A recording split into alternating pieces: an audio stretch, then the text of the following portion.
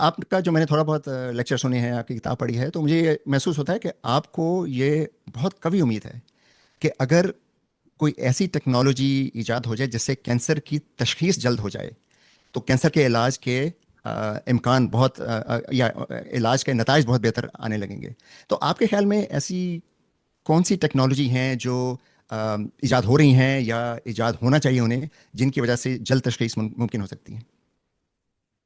बहुत अच्छा हुआ कि आपने शुरू में ये सवाल हमसे पूछ लिया। इसलिए कि हमारी तो पूरी उम्र सिर्फ इसी में गुजरी, सही। इसी दश्त की सयाही में गुजरी गुजरी है। हम्म। और वो इस तरह के, हम यहाँ जब अमेरिका आए, पूरा दिमाग में अपने जहन में ये खाका लेके जाते ही वहाँ कैंसर रिसर्च शुरू करेंगे और ज्यादा से ज्यादा 5 साल में इसका इलाज दरियाफ्त कर लेंगे। लेकिन 5 साल बाद सही। पता चला कि हम तो उसी मकाम पे खड़े हुए हैं, बल्कि और कुछ भी नहीं समझ में आ रहा। जितना आप हम्म। उसमें ज्यादा घुसने की कोशिश करें रिसर्च में, उतनी चीजें, सवाल बढ़ते चले जा रहे हैं। तो उसी वक्त हमें ये अंदाजा हो गया कदीर के सिर्फ एक अच्छी बात जो हम जो अच्छी मशवरा दे सकते हैं कैंसर के मरीज को, अ, वो ये कहते हैं कि देखिए आपको कैंसर तो है, लेकिन हमने उसको बहुत जल्दी पकड़ लिया, इसलिए आपका क्योर हम्म। क्योर हो जाएगा। मतलब हम्म। ये है कि अगर कैंसर को उसके शुरू के स्टेजेस में आप तशखीस कर लें तो उसका इलाज हम्म। मुमकिन है। अगर ये हम्म। है, वाकई ये सही है, और हर एक्सपीरियंस ऑब्जर्वेशन यही रही है कि हाँ, 90% से ज्यादा स्टेज 1 के जो कैंसर के मरीज हैं उनको क्योर हो जाता है उनका। तो अगर इसके बारे में आप गौर से सोचें तो फिर दो चीजें सामने आती हैं। एक तो हम्म। ये कि कैंसर किसी भी उम्र में हो सकता है, सही। यानी 2 साल के बच्चे का कैंसर भी है, और 26 साल के लड़के को भी कैंसर है, और 70 साल की औरत को भी कैंसर है। Hmm. No age is immune to cancer. Hmm. एक तो ये इसका मतलब है कि आप जो भी अर्ली डिटेक्शन, यानी पहले स्टेज में, आगाज में उसकी तशखीस का जो भी वो निकालें हल, उसको पैदाइश से लेके उम्र के आखिरी हिस्से तक उसी एफिशिएंसी से कैंसर को ढूंढना पड़ेगा। सही। एक तो ये हो गया। दूसरे ये कि ये जो टेस्ट आजकल हैं कैंसर को उस इससे पहले कि कैंसर आपको ढूंढे आप उसकी तशखीस कर लें, वो 5 टेस्ट हैं। जैसे पैप स्मीयर कर लेते हैं, मर्दों के लिए पीएसए का लेवल कर लेते हैं कि प्रोस्टेट कैंसर पता चल जाए, खवातीन के लिए हम्म। मैमोग्राम्स कर लेते हैं, और ये आपकी आंतों के और पेट के कैंसर के लिए आप एंडोस्कोपी, कोलोनोस्कोपी कर सकते हैं। तो ये जो चीजें हैं इनमें बारीकी ये है कि इनको आप साल में ज्यादा से ज्यादा एक दफे करेंगे, सही। लेकिन वो जो पूरे 11 महीने बीच में आएंगे उनमें भी तो कैंसर हो सकता है। तो हम्म। अगर आप ये दो चीजें जहन में रखें कि एक तो हर उम्र में कैंसर हो सकता है, दूसरे किसी वक्त भी हो सकता है, हम्म। ये नहीं है कि आप ऐसा टेस्ट निकालें जो हर साल। तो इसका मतलब ये हुआ कि पैदाइश से मौत तक, और दूसरे ये कि कंटिन्यूअस मॉनिटरिंग, यानी सही। 24 घंटे आपको कैंसर की तशखीस करनी पड़ेगी। तो हम्म। इन दोनों चीजों को जहन में रखते हुए हमने अपना काम जो बहुत सीरियसली शुरू किया, वो अपने इंजीनियर्स के साथ शुरू किया। अब कोलंबिया सही। यूनिवर्सिटी में होने का एक बहुत बड़ा फायदा ये है कि यहाँ पे एक से एक साइंटिस्ट बैठा हुआ है, और हमारे हम्म। जो बायो इलेक्ट्रॉनिक्स और बायोमेडिकल इंजीनियर्स हैं कदीर, वो दुनिया के बेहतरीन हैं।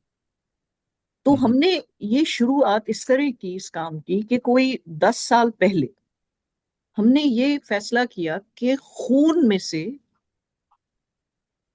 इन कैंसर के सबसे पहले बायोमार्कर्स खून में मिल सकते हैं। हम्म। क्यों? इसलिए कि खून आपके पूरे जिस्म में जाता है।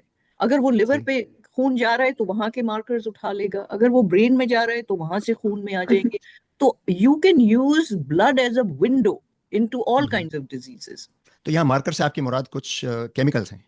नहीं, मार्कर से मुराद है कि पीसेस ऑफ प्रोटीन्स, अच्छा। सही। DNA, hmm. RNA, metabolites. मतलब अगर पैनक्रियाज में कोई चीज कैंसर शुरू हो रही है तो वो मेटाबॉलिज्म उसका गड़बड़ हो जाएगा, और वो सही। मेटाबॉलिक मार्कर्स जो हैं वो खून में आने शुरू हो जाएंगे, वो आप पकड़ सकते हैं। लेकिन सही। एक तो हम चाह रहे थे कि हम पहला सेल जो कैंसर का है उसको पकड़ें। हम्म। तो हमने ये फैसला किया कि क्यों ना खून को फिल्टर करना शुरू कर दें। हम्म। तो इस तरह के अगर सुराख रखें फिल्टर में कि ब्लड सेल्स जो हैं, white blood cell, red blood cell, वो तो निकल जाएंगे सुराख से, लेकिन अगर कोई सही। बड़ा सेल आ जाता है तो वो फंस जाएगा वहां फिल्टर के हम्म ऊपर। हम्म हम्म, और ये हमें पता है कि कैंसर के जो सेल्स हैं वो बड़े होते हैं, खून हम्म, के सेल से बड़े होते हैं। सही। और जैसे ही कैंसर शुरू होता है ये सेल्स खून में आना शुरू हो जाते हैं कदीर, ये मतलब यानी किसी भी किस्म मेटास्टैटिक, का कैंसर हो?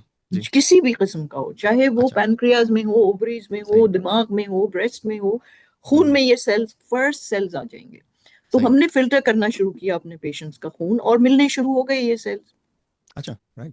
राइट। मगर फिल्टर भी आप 10 सीसी खून लेके कितनी दफे लेंगे मरीज का हर महीने? हम तो चाह रहे थे कि 24 घंटे इसके लिए तशखीस हो।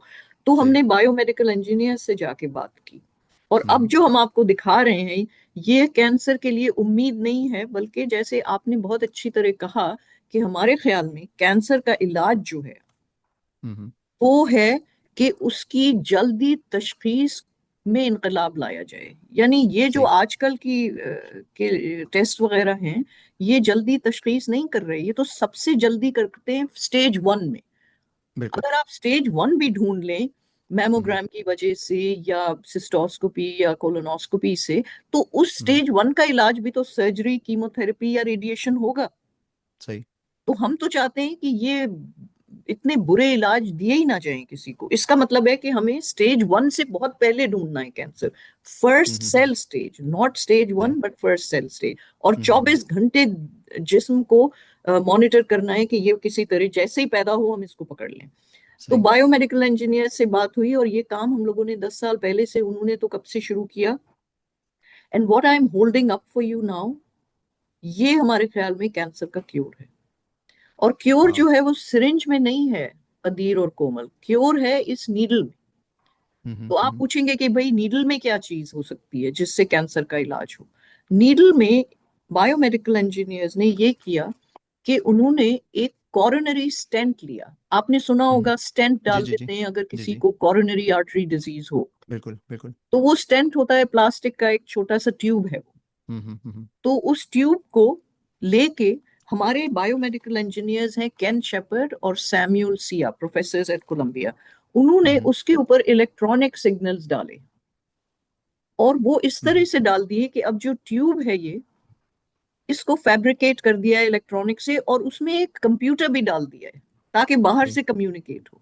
और हम्म आसानी ये है कि इसको आप डाल सकते हैं अपने बाजू की किसी भी वेन में। हम्म, और वो स्टेंट है वो कॉरोनरीज में रहता है, लेकिन ये सही। आप बाजू में डाल दें, वो हम्म आप पैदाइश से मरने तक उसको डाले रख सकते हैं। और हम्म वो जो है स्टेंट, उसमें एक इलेक्ट्रिक करंट होता है जिसकी वजह से जो भी सेल जा रहा है या जो भी बायोमार्कर गुजर रहा है वो इलेक्ट्रिक करंट को डिस्टर्ब कर देगा। सही। वो डिस्टरबेंस जो है, अगर सेल छोटा है तो छोटा सिग्नल होगा, अगर बड़ा सेल जा रहा है तो हम्म, बड़ा सिग्नल होगा। सही। तो इस तरह ये स्टेंट पड़ा हुआ है, 24 घंटे ये देख रहा है कि क्या सेल्स जा रहे हैं। छोटे हम्म, जा रहे हैं तो कुछ नहीं करना उसने, लेकिन एक पहला बड़ा सेल आया तो सिस्टम जो है वो एकदम एक्टिवेट हो जाएगा, उस सेल को ही मार डालेगा, इलेक्ट्रोक्यूट कर देगा वहीं। आई सी आई सी आई सी। यानी ऐसा है जैसे स्मोक डिटेक्टर और फायर एक्सटिंग्विशर दोनों हम्म, चीजें एक इस टेंट में है। तो ये इस किस्म की नई जो जो टेक्नोलॉजी आ रही है वो कई चीजों को मिला रही है।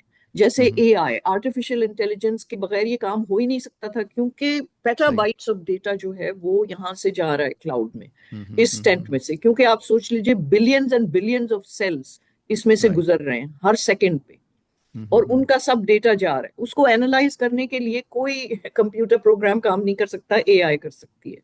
बिल्कुल फिर सही। मोलेक्युलर बायोलॉजी जरूरी है क्योंकि हमने बायोमार्कर्स ढूंढे, सेल बायोलॉजी जरूरी है, हमने ढूंढा कौन सा सेल पकड़ना है। उसके हम्म, अलावा बायो इलेक्ट्रॉनिक्स और बायोमेडिकल इंजीनियर के बजाय स्टैंड नहीं बन सकता था। तो आप सही। सोचिए कि अब कितनी डिफरेंट फील्ड्स को मिला के सब ने मिलके काम किया है, तब ये ऐसी किस्म की मिनिचराइज्ड ऑटोमेटेड डिवाइसेस आ रही हैं हम्म, जिनसे आपको पैदाइश से मरने तक पहला सेल ना सिर्फ मिलेगा बल्कि आप उसको हमेशा के लिए मार भी सकते हैं। सही। सही।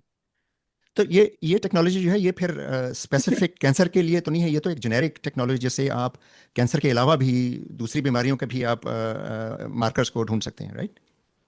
माशाल्लाह, आप बहुत तवज्जो से हमारी बातें सुन रहे हैं क्योंकि बिल्कुल आपने सही फरमाया। यानी Alzheimer's disease, right, dementia, right. Metabolic diseases, neurologic, हर चीज के बायोमार्कर्स जो हैं वो खून में आ जाते हैं। सही, सही। तो सबसे बड़ी जो इंसाइट है वो ये है कि भाई खून अगर आप देखना शुरू करें तो उसमें से बहुत से ये मार्कर्स मिलेंगे। लेकिन यहाँ पे मुसीबत ये है कि हर एक जो है वो कैंसर के सेल्स लेके और चूहों में कैंसर बना के उनको स्टडी कर रहे हैं। अरे आप राइट, इंसानों को क्यों नहीं करते भाई?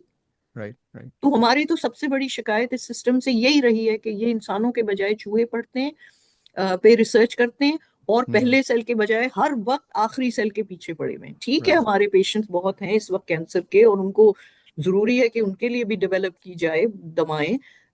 लेकिन ये भी जरूरी है कि आइंदा और मुस्तकबिल के लिए तो कम से कम आप बेहतर विजन रखें। सही, सही।